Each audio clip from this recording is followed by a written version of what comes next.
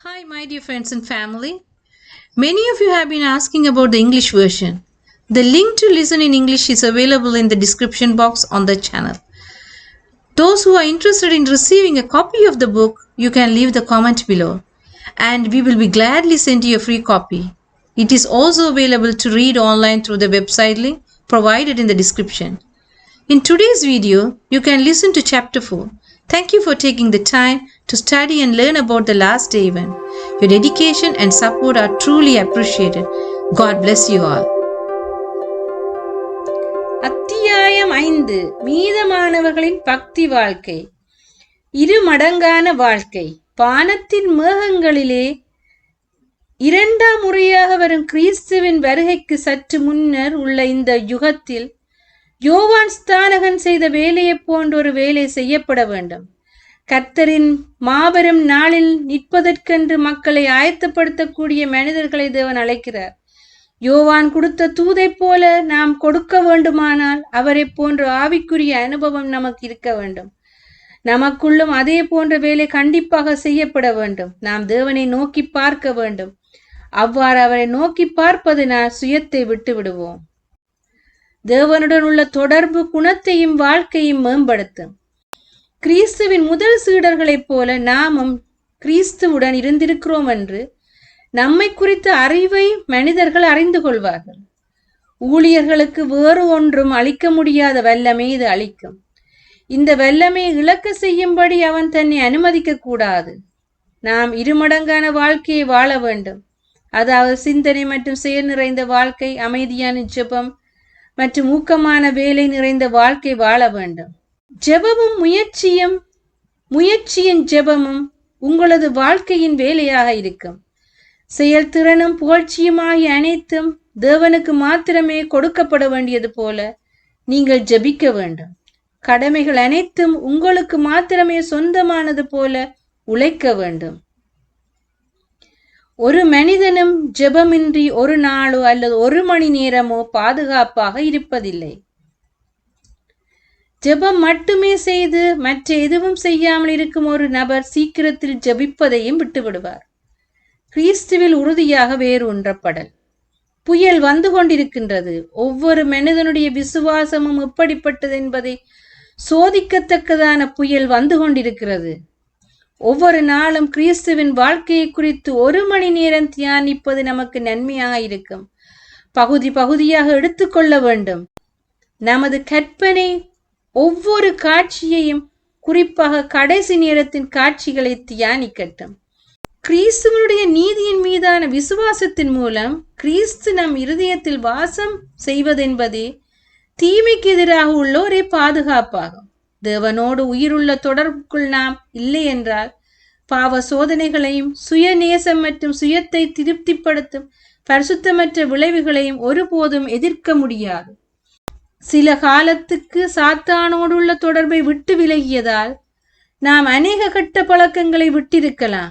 ஆனால் ஒவ்வொரு கணப்பொழுதும் ஆண்டவருக்கு நம்மை முழுமையாக ஒப்பு கொடுப்பதன் மூலம் தேவனோடு உயிருள்ள தொடர்பை பெறாதவர்களாக இருந்தால் சாத்தானால் ஜெயிக்கப்படுவோம்.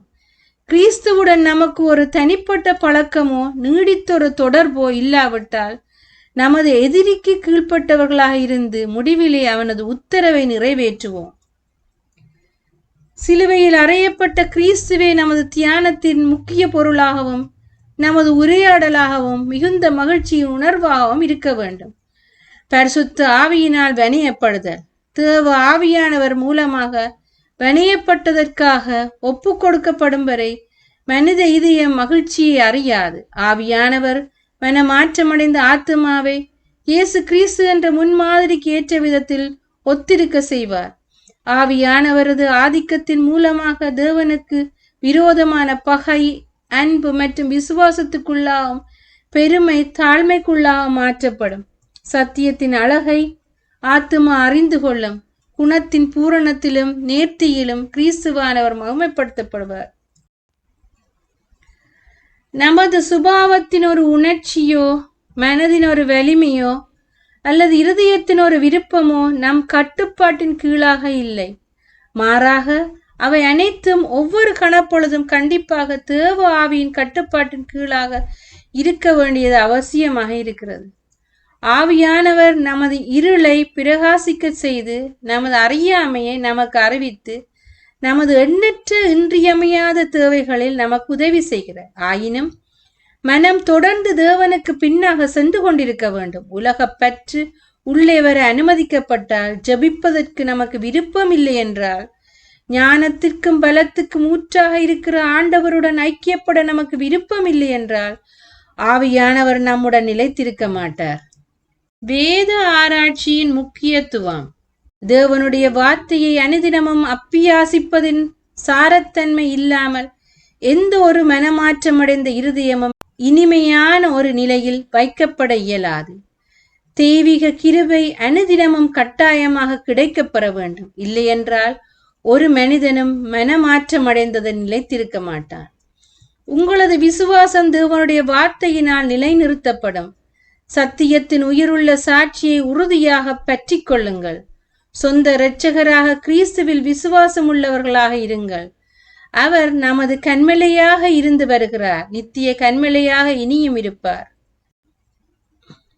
தவிர்க்க இயலாத ஒரு அதிர்ச்சியை போன்ற அழிவிற்கு இந்த உலகத்தின் மீது விரைவில் உண்டாக போகும் காரியத்திற்கு கிறிஸ்தவர்கள் கண்டிப்பாக ஆயத்தப்பட்டு கொண்டிருக்க வேண்டும். தேவனுடைய வார்த்தையை கருத்தோடு படிப்பதன் மூலமாகவும் தேவனுடைய வார்த்தைகளுக்கு ஏற்றபடி தங்கள் வாழ்க்கையை உறுதிப்படுத்திக் கொள்வதற்கு போராடுவதன் மூலமாகவும் அவர்கள் இந்த ஆயத்தத்தை செய்ய வேண்டும். வேதத்தின் சத்தியங்களால் எவர்கள் தங்கள் மனதை கோட்டை போல வலுவாக காத்துக் கொள்கிறார்களோ அவர்கள் மாத்திரமே இறுதியான மாபெரும் போராட்டத்தின் வழியாக கடந்து சென்று நிற்பார்களே அல்லாமல் வேறு எவரும் நிற்க மாட்டார்கள். வேத வார்த்தைகளை கவனமாய் கேட்டு அதன்படி செய்கிற மாணவர்களாக இருப்பவர்களும் சத்தியத்திலே வாஞ்சியை பற்றி இருக்கிறவர்களும் மாத்திரமே உலகத்தை சிறைப்படுத்தக்கூடிய வல்லமையான வஞ்சகத்திலிருந்து பாதுகாக்கப்படுவார்கள். வேத வாக்கியங்களை நமது மக்கள் அவசியம் புரிந்திருக்க வேண்டும்.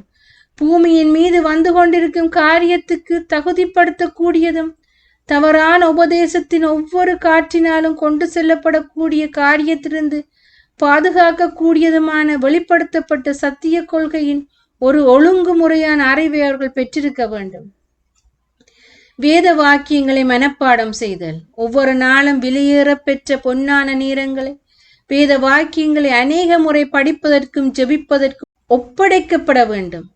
ஆத்துமாவில் ஆவிக்குரிய வாழ்க்கையை நிலைத்திருக்க செய்வதற்கான காரியம் ஒரு வசனத்தை நிலவில் வைத்துக்கொண்டு அதை மனப்பாடம் செய்வதில் மாத்திரமே இருக்கிறது. பரலோக ராஜாவுக்கு விசுவாசம் உள்ளவர்களாயிருக்கும் வாலிபர்களுக்கு தேவனுடைய விலையேற பெற்ற வார்த்தை ஒரு அளவுகோலாக இருக்கிறது.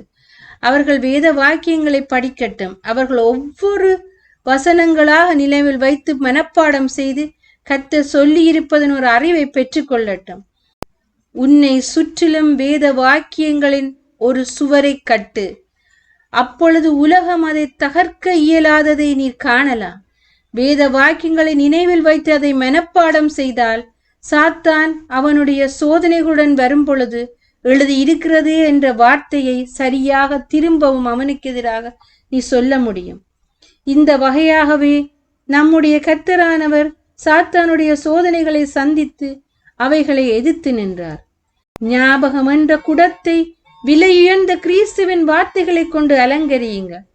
அவைகள் பொன் அல்லது வெள்ளியை காட்டிலும் மிகவும் மேலானதாக மதிக்கப்பட வேண்டும். நீ வேலை செய்யும் பொழுது சட்டை பையில் வைத்துக் கொள்ளக்கூடிய சிறிய அளவிலான ஒரு வேதாகமத்தை உன்னுடன் வைத்திரு. அதனுடைய வெளியேற பெற்ற வாக்குத்தத்தங்களை நினைவில் வைத்து மனப்பாடம் செய்யும்படியான ஒவ்வொரு சந்தர்ப்பத்தையும் மேம்படுத்து. அநேக எழுதப்பட்ட வார்த்தையை இழக்கக்கூடிய நேரம் வரும். ஆனால் இந்த வார்த்தைகள் மனதில் பதிக்கப்பட்டிருந்தால் நம்மிடமிருந்து எவரும் அதனை எடுத்துக்கொள்ள இயலாது. தேவனுடைய வார்த்தையை படியுங்கள். அதனுடைய வெளியேற பெற்ற வாக்குத்தத்தங்களை நினைவில் வைத்து மனப்பாடம் செய்யுங்கள். அப்படி செய்வதனால் வேதாகமங்களை நாம் இழக்க நேரிடும் பொழுது தேவனுடைய வார்த்தையை நம் மனதில் பெற்றவர்களாக நாம் இருக்க முடியும். வெளிப்படுத்துதல் 14ஆம் அதிகாரம் தேவனுடைய மக்களுக்கு ஒரு நங்கூரம். இந்த கடைசி நாட்களில் 1ஆம் 2ஆம் மற்றும் 3ஆம் தூதனுடைய தூதுகளின் முழுமையான பொருளை ஆராய்ந்து அறிந்து கொள்வது நம்முடைய கடமையாக இருக்கிறது. நமது அனைத்து நடவடிக்கைகளும் தேவனுடைய வார்த்தையுடன் இசைவானதாக இருக்க வேண்டும். 1, 2 மற்றும் 3 தூதனுடைய தூதுகள் அனைத்தும் ஒன்றோடொன்று இணைக்கப்பட்டுள்ளன. வெளிப்படுத்தல் 14 அதிகாரத்தில் 6 வசனத்திலிருந்து கடைசி வரையிலும் அவைகள் வெளிப்படுத்தப்பட்டுள்ளன. 3 தூதனை ஆர்வமாக ஏற்றுக்கொண்ட அநேகர் முதல் 2 தூதர்களில் அனுபவம் பெற்றிருக்கவில்லை. சாத்தான் இதை நன்கு அறிவான். அவர்களை அழிக்கத்தக்கதாக அவனுடைய தீமை பயக்கின்ற கண் அவர்கள் மீது பதித்திருக்கின்றது. ஆனால் 3 தூதன் அவர்களை மகா பரிசுத்த ஸ்தலத்துக்கு சுட்டி காட்டுகின்றான்.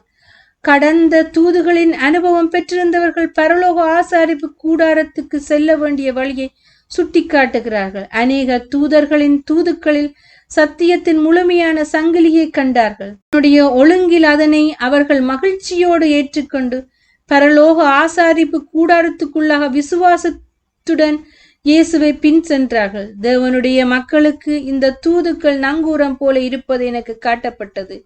அவைகளை புரிந்து கொண்டு ஏற்றுக்கொள்கிறவர்கள் சாத்தானுடைய அநேக தந்திரங்களால் அடித்து செல்லப்படுவதிலிருந்து காப்பாற்றப்படுவார்கள். தேவனுடைய வார்த்தையை விசுவாசிக்க மனதை பயிற்றுவித்தல். தங்களுக்கு சுதந்திரம் இருப்பதாக நினைத்து தேவனுடைய வார்த்தையை குறித்து தாராளமாக கேள்வி கேட்பவர்களும், நம்பாமல் இருப்பதற்கு ஏதாகிலும் சந்தர்ப்பம் எங்காவது இருக்கிறதா என்று அனைத்தையும் சந்தேகிப்பவர்களும், உபத்திரவம் வரும் பொழுது விசுவாசத்தை பெற்றுக்கொள்வதற்கு ஒரு பயங்கரமான போராட்டம் அவசியமாக இருக்கும் என்பதை கண்டுகொள்வார்கள். விசுவாசத்தின் வழியிலே பயிற்றுவிக்கப்பட்டிருக்கும் மனதை கட்டியிருக்கின்ற செல்வாக்கை மேற்கொள்வது ஏறக்குறைய இயலாததொன்றாகும். ஏனெனில் இப்படிப்பட்ட வழியினை பின்பற்றியதன் மூலம் ஆத்மா சாத்தானுடைய கண்ணியிலே கட்டப்பட்டிருந்து ஆத்மாவை சுற்றிலும் மிக மிக நெருக்கமாக பின்னப்பட்டிருக்கும் பயங்கரமான வலையை தரித்து போடுவதற்கு வல்லமையற்றதாக மாறிவிடும். மனிதன் சந்தேகத்தின் ஒரு மனப்பான்கை எடுத்துக்கொள்ளும் போது சாத்தானது ஏதுகரங்களை தனது உதவிக்கு அழைக்கிறான். விசுவாசத்தின் வழியிலே பயிற்றுவிக்கப்பட்டோ ஒருவரின் ஒரே நம்பிக்கை அந்த காலத்திலிருந்து கிறிஸ்துவின் ஆச்சரியமான ஒளியிடத்துக்கு வரவழைக்கும்படியாக தனது சிந்தையையும் தனது வழியையும் கிறிஸ்துவிடம் ஒப்படைத்து அனைத்து உதவிகளும் அற்றவனாக ஒரு குழந்தையைப் போன்று இரட்சகர் மீது விழுவதே ஆகும். சாத்தானுடைய கண்ணியிலிருந்து தன்னைத்தானே விடுவித்துக் கொள்வதற்குரிய வல்லமை மனிதனுக்கு கிடையாது. கேள்வி, சந்தேகம் மற்றும் குற்றம் கண்டுபிடித்தல் என்ற வழியிலே தன்னைத்தானே பயிற்றுவிக்கும் ஒருவன் உண்மையற்ற தன்மையிலே தன்னைத்தானே உறுதிப்படுத்திக் கொள்ளுகிறான்.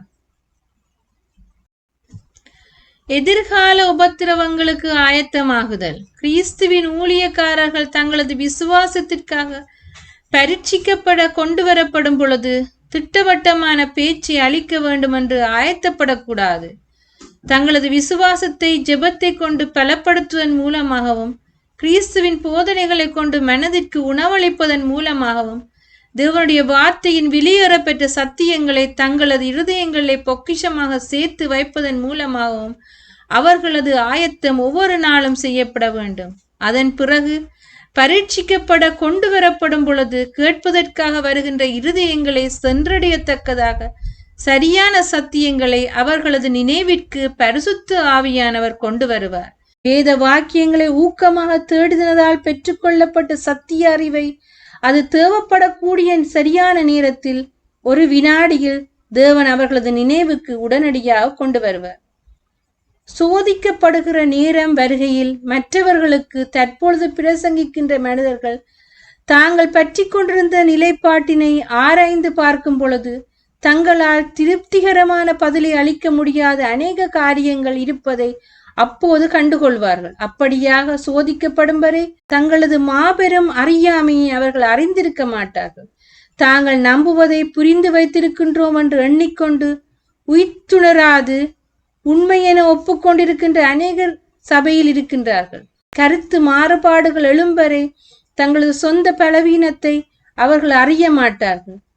ஒத்த விசுவாசத்தை உடையவர்களிடமிருந்து அவர்கள் பிரிக்கப்பட்டு தங்களது நம்பிக்கையை குறித்த விளக்கம் கொடுப்பதற்கு தனியாக நிற்க கட்டாயப்படுத்தப்படும் பொழுது சத்தியம் என்று தாங்கள் ஏற்றுக்கொண்ட தங்களது கருத்துக்கள் எப்படி குழப்பமானதாக இருக்கின்றன என்று கண்டு அவர்கள் ஆச்சரியப்படுவார்கள்.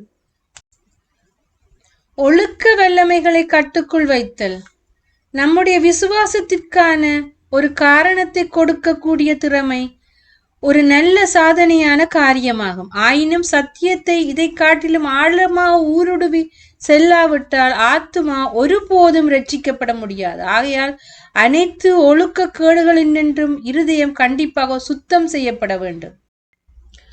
தங்களது எண்ணங்களில் மற்றும் கற்பனைகளின் மீதான கட்டுப்பாட்டை பயிற்சி செய்ய வேண்டியது என்பது ஒரு கடமை என்று ஒரு சிலரே உணர்கின்றனர். ஒழுங்குபடுத்தப்படாத மனதை பயனுள்ள விஷயங்கள் மீது நிலையாக வைப்பதென்பது கடினமான காரியமாகும். ஆனால் எண்ணங்கள் சரியான விதத்தில் பயன்படுத்தப்படாவிட்டால் சமயம் சார்ந்த காரியங்கள் ஆத்துமாவில் வளர்ச்சியடையாது. பரிசுத்தமானதும் நித்தியமானதுமான காரியங்களினால் மனம் முன்கூட்டியே ஈடுபடுத்தப்பட்டிருக்க வேண்டும். இல்லாவிட்டால் அற்பமானதும் மேலோட்டமானதுமான எண்ணங்களை அது வளர்த்துவிடும். அறிவுத்திறன் மற்றும் ஒழுக்க வல்லமை ஆகிய இரண்டுமே கட்டாயமாக பயிற்சிவிக்கப்பட வேண்டும். அப்படி பயிற்சி செய்வதனால் அவைகள் பலப்பட்டு முன்னேற்றமடையும். இழிநிலையான மற்றும் சிற்றின்ப நாட்டமுள்ள வல்லமைகளை காட்டிலும் நாம் மிகவும் அதிகமாக ஒழுக்க வல்லமைகளை பலப்படுத்தவும் தூய்மையான கற்புள்ள சிந்தனைகளை ஊக்கப்படுத்தி மேம்படுத்தவும் வேண்டும். தேவனே எங்களது சுய விருப்பத்திலிருந்து பணிந்து செல்கின்ற ஆவல்களிலிருந்து நாங்கள் வெளிப்படைய எங்களுக்கு உதவி செய்யும். ஏனோக்கின் முன்மாதிரி. ஏனோக்கு மறுரூபமடைந்து பரலோகத்துக்கு எடுத்துக்கொள்ளப்படுவதற்கு முன்பதாக 300 வருடங்கள் தேவனோடு நடந்தார். கிறிஸ்தவ குணம் பரிபூர்ணம் அடைவதற்கு இன்றைக்கு இருப்பதை காட்டிலும் அன்றைய உலகத்தின் நிலை அதிக அனுகூலம் இல்லாமல் இருந்தது. ஏனோக்கு எவ்வாறு தேவனோடு நடந்தார்? அவர் தேவனுடைய பிரசன்னத்தில் தான் எப்பொழுதும் இருப்பதாக உணரக்கூடிய விதத்தில் மனதையும் இருதயத்தையும் பயிற்றுவித்தார். மேலும் குழப்பமான வேலைகளில் தேவன் அவரை வைத்துக் கொள்ளத்தக்கதாக அவரது விண்ணப்பங்கள் மேலெழும்பும். தன்னுடைய தேவனை துக்கப்படுத்தக்கூடிய எந்த ஒரு பாதையும் அவர் எடுக்க மறுத்துவிட்டார். கர்த்தரை தனக்கு முன்பாக எப்பொழுதும் தொடர்ச்சியாக வைத்திருந்தார். நான் தவறு செய்யாதபடி உமது வழியை எனக்கு போதியும். என்னை குறித்த உமது விருப்பம் என்னவாக இருக்கிறது என் தேவனே? உம்மை மகிமைப்படுத்த நான் என்ன செய்ய வேண்டும் என்று ஜெபிப்பார். இப்படியாக அவர் தனது வழியையும் போக்கையும் தேவனுடைய பிரமாணங்களுக்கு ஏற்றவாறு தொடர்ந்து உருவாக்கி கொண்டிருந்தார். ஆண்டவர் தனக்கு உதவி செய்வார் என்று தனது பரலோக தகப்பனிடத்தில் பரிபூர்ண விசுவாசமும் உறுதியான நம்பிக்கையும் அவருக்கு இருந்தது. தனக்கென்று சொந்த சித்தமோ அல்லது சிந்தனையோ அவருக்கு இல்லாதிருந்தது. அவை அனைத்துமே தனது பரம தகப்பனின் சித்தத்திலே மூழ்கடிக்கப்பட்டிருந்தது. கிறிஸ்து வரும்போது பூமியின் மீது இருக்கிறவர்களுக்கும் மரணத்தை காணாமல் பரலோகத்துக்கு எடுத்துக்கொள்ளும்படியாக மறுரூபமாக்கப்படுகிறவர்களுக்கும் ஏனோக்கு இப்பொழுது ஒரு பிரதிநிதியாக இருக்கிறார். நமக்கு இருப்பது போலவே ஏனோக்கிற்கும் சோதனைகள் இருந்தன. நம்மை சுற்றி இருக்கின்ற சமுதாயத்தை காட்டிலும் ஒருபோதும் நீதிக்கு நண்பனாக இல்லாத சமுதாயத்துடன் அவரும் சூழப்பட்டிருந்தார். அவர் சுவாசித்த சுற்றுச்சூழல் நம்முடையதைப் போலவே பாவத்தாலும் ஒழுக்க கேடுகளினாலும் கரைப்படுத்தப்பட்டிருந்தது. இருந்த போதும் அவர் பரிசுத்தமான வாழ்க்கையை வாழ்ந்தார். அவர் வாழ்ந்த காலத்தில் நடைமுறையில் இருந்த பாவங்களினால் அவர் கரைப்படுத்தப்படவில்லை. அதை போலவே நாமும் கூட தூய்மையாகவும் கரைப்படுத்தப்படாதவர்களாகவும் தொடர்ந்து நிலைத்திருக்க முடியும். தேவனுடைய கடந்த கால ஆசீர்வாதங்களை நினைவிற்கொள். நமது தற்போதைய நின்று கொண்டிருக்கின்ற நிலைக்கு ஒவ்வொரு முன்னேற்றமான அடியிலும் பிரயாணித்து வந்திருக்கின்ற நாம் நம்முடைய கடந்த கால வரலாற்றினை திரும்பி பார்க்கும் பொழுது கர்த்தருக்கு சோஸ்திரம் என்றுதான் சொல்ல இயலும். கர்த்தர் செய்திருக்கின்ற காரியத்தை நான் காணும் போது இயேசுவை தலைவராக வைத்திருக்கின்ற ஆச்சரியத்தினாலும் நம்பிக்கையினாலும் நிரப்பப்பட்டிருக்கின்றேன். நமது கடந்த கால சரித்திரத்திலே ஆண்டவருடைய போதனையும் கர்த்தர் நம்மை நடத்தி வந்த விதத்தையும் மறந்தால் ஒழிய எதிர்காலத்தை குறித்து பயப்படுவதற்கு நமக்கு ஒன்றுமே இல்லை. தீவிரமாக சிந்திக்கும் காலம். தேவனுக்கு பயப்படுகின்ற ஒவ்வொருவருக்கும் தேவனை தீவிரமாக பிரதிபலிக்க வேண்டிய நேரமும் தனிப்பட்ட பக்தியுணர்வு கொண்டிருக்க வேண்டிய நேரமும் ஒன்று உண்டென்றால் அது இந்த நேரமே. நான் யார்? இந்த நேரத்து செய்யப்பட வேண்டிய என்னுடைய வேலையும் ஊழியமும் என்ன? நான் வேலை செய்து கொண்டிருப்பது கிறிஸ்துவனுடைய பக்கமா அல்லது எதிரியினுடைய பக்கமா? இப்படிப்பட்ட கேள்விகள் கண்டிப்பாக கேட்கப்பட வேண்டும். தற்போது நாம் நிச்சயமாக பாவ நிவாரணத்தின் மகா பெரும் நாளில் வாழ்ந்து கொண்டிருப்பதால் ஒவ்வொரு ஆத்மாவும், அது ஆணோ அல்லது பெண்ணோ, தற்போது தேவனுக்கு முன்பாக தன்னைத்தானே தாழ்த்தட்டும். ஒரு சிறிதளவு காலத்துக்கு தங்களது கல்லறைகளில் அவர்கள் உறங்கத்தக்கதாக தற்போது கூட அநேகருடைய வழக்குகள் மீண்டும் பார்க்கப்படும்படியாக தேவனுக்கு முன்பாக நடந்து சென்று கொண்டிருக்கின்றன. உங்களது விருப்பங்களின் நிலை மாத்திரமே உத்தரவாதம் அளிக்குமே ஒழிய விசுவாசத்தை கடைபிடிக்கின்றோம் என்று உங்களது உரிமை கோருதல் அந்த நாளில் உத்தரவாதம் அளிக்காது. ஆத்மா ஆலயம் தேவனுடைய தூய்மையை கேட்டிருந்து சுத்தப்படுத்தப்பட்டிருக்கிறதா? என்னுடைய பாவங்கள் அறிக்கை செய்யப்பட்டிருக்கின்றனவா? அவைகள் முற்றிலும் நீக்கப்படத்தக்கதாக தேவனுக்கு முன்பாக அவைகளுக்காக நான் மனம் வருந்துகிறேனா? என்னை நானே மிகவும் அற்பமாக மதிப்பிட்டுக் கொள்கிறேனா? கிறிஸ்து இயேசுவை அறிகின்ற அறிவின் உயர்விற்காக நான் எந்த ஒரு தியாகத்தையோ அல்லது அனைத்தையும் தியாகம் செய்வதற்கு விருப்பமுள்ளவனாயிருக்கின்றேனா? ஒவ்வொரு கணப்பொழுதும் நான் எனக்கு சொந்தமானவன் அல்ல, மாறாக கிறிஸ்துவனுடைய சொத்தாயிருக்கிறேன் என்பதை உணர்கிறேனா? என்னுடைய ஊழியம் நான் யாருடையவனாக இருக்கிறேனோ அந்த தேவனுக்கே உரியதென்று சொல்லக்கூடியதாக இருக்கிறதா? எதற்காக நாம் வாழ்ந்து கொண்டிருக்கின்றோம்? எதற்காக வேலை செய்து கொண்டு இருக்கின்றோம்? அவை அனைத்தின் விளைவும் என்னவாக இருக்கும் என்று நம்மை நாம் கேட்க வேண்டும். நியாய தீர்ப்பு நாளை நினைவிற்கொண்டு வாழ்தல். நமது பட்டணங்களிலே மக்கள் வேலை காரியமாக இங்கும் அங்கும் விரைவாக சென்று கொண்டிருப்பதை நான் காணும் பொழுது நம்மீது சீக்கிரமே வரவிருக்கின்ற தேவனுடைய நாளை குறித்து எப்பொழுதாவது அவர்கள் சிந்திக்கின்றனரா இல்லையா என்று என்னுடைய மனதில் கேள்வி கேட்டிருக்கின்றேன். சீக்கிரத்தில் நம்மீது வர இருக்கின்ற அந்த மாபெரும் நாளை குறிப்பில் வைத்தவர்களாக நாம் ஒவ்வொருவரும் வாழ்ந்து கொண்டிருக்க வேண்டும். நியாய தீர்ப்பின் அந்த நாளை குறிப்பில் வைக்காமல் நம் வாழ்க்கையை வாழ இயலாது. நீண்ட காலமாக அது தாமதித்தாலும் அது தற்போது மிகவும் அருகில், வாசற்படியில் மிகவும் தீவிரித்து வருகிறது. தலைமை தூதனின் எக்காலம் அது சீக்கிரத்தில் உயிரோடு இருப்பவர்களை திடுக்கிடவும் மரித்தோரை எழுப்பவும் செய்யும். கிறிஸ்துவின் வருகைக்கு ஆயத்தமாயிருத்தல். பரலோகத்துக்கு அடுத்த காரியங்களை குறித்து ஆழ்ந்து தியானிப்பதில் தற்போது நாம் மகிழ்ச்சி காணாவிட்டால், தேவனை பற்றிய அறிவை தேடுவதில் நமக்கு ஆர்வம் இல்லை என்றால், கிறிஸ்துவின் குணத்தை நோக்கி பார்ப்பதில் மகிழ்ச்சி இல்லை என்றால், பரிசுத்தன் நமக்கு கவர்ச்சியான காரியமாக தோன்றவில்லை என்றால், நமது பரலோகத்தின் நம்பிக்கை வீணாக இருக்கும் என்பதில் நாம் நிச்சயமுள்ளவர்களாயிருக்கலாம். தேவனுடைய சித்தத்துக்கு முழு உடன்படுவது கிறிஸ்தவர்களுக்கு முன்பாக தொடர்ச்சியானதாக உயர்ந்த நோக்கமாக இருக்க வேண்டும். அவன் தேவனை குறித்து, இயேசுவை குறித்தும், தன்னை நேசிப்பவர்களுக்காக கிறிஸ்து ஆயத்தப்படுத்தி வைத்திருக்கும் மகிழ்ச்சியான தூய்மையான இல்லத்தை குறித்தும் பேசுவதற்கு விருப்பப்படுவான். தேவனுடைய பாக்கியமான நம்பிக்கையின் மீது ஆத்மா திளைத்து மகிழ்ந்து இந்த பொருளை குறித்து தியானிப்பது வரப்போகும் உலகத்தின் வல்லமைகளை ருசி பார்ப்பதற்கு ஒத்தது என்று அப்போஸ்தலர் எடுத்துரைக்கின்றார்கள். இன்றைக்கு நீ தேவனுடன் சரியாக இருந்தால் கிறிஸ்து இன்றைக்கு வந்தாலும் நீ ஆயத்தமாயிருப்பாய்.